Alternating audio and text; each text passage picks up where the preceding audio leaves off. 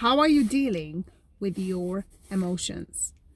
You know, guys, I've done some amazing journaling of emotions in last few months. And how many times do we ask ourselves a question? Ourselves, not other people. And again, let's start with do not blame what's happening anywhere in the world or outside you. You can't get to wealth. You must come from it. What does it mean? How do you come from wealth? Easily. You must vibrate.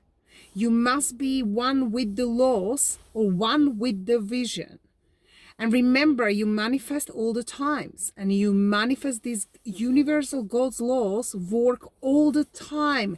They do not stop. They work all the time, whether you believe it or not. So even if you ignore it and think, oh, this is just not true, make no mistake, they are working. And whether you manifest what you would absolutely love, or you manifest what you actually don't want. If you're focusing on what you don't want and you're giving it too much energy, you will manifest that. It doesn't differentiate. Oh, this is something she wants. This is something she doesn't want. Bang, you're in that vibration. You become one with want or don't want, or with that emotion. So going back to emotions, if you feel emotion of anger, frustration, sadness, loneliness, or you feel love and joy and satisfaction and happiness, that is the match for what you desire.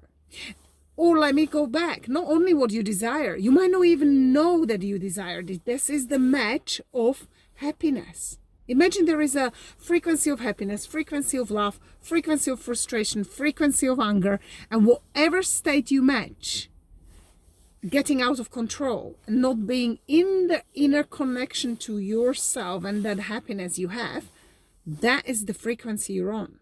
Whether you want to be there or not, it is the vibrational match. So going back to my journaling, I started asking myself, I got actually frustrated with something, and I said, why am I frustrated? Why am I frustrated? Because I don't like being late. Why don't I like being late?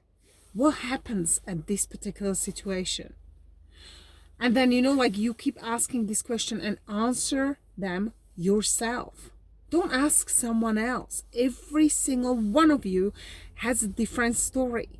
And this whole amazing life we live, it's a one journey. No single journey is same as somebody else's. We all have stories we connect to. We all have stories to something we experienced, or something we love, something we didn't like. And stories are the most powerful in the world.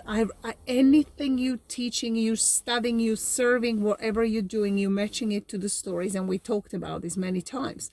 Stories are a powerful tool of faith. I think they've really connected to faith because it's believing. I believe something when you link it to story. And again, emotions. How am I feeling most of the days? If you can actually say 5 times a day, I'm not feeling that great, it's going really, you can stop it immediately and switch it. I mean, there are the switching techniques and other tools are actually another day or days and days of talk. But start questioning your emotions. Start asking yourself, we don't usually say, we just know we're in love. We don't question it. It's usually we're questioning when there is something we perceive as bad or negative or not satisfying. We say, well, why is this happening to me?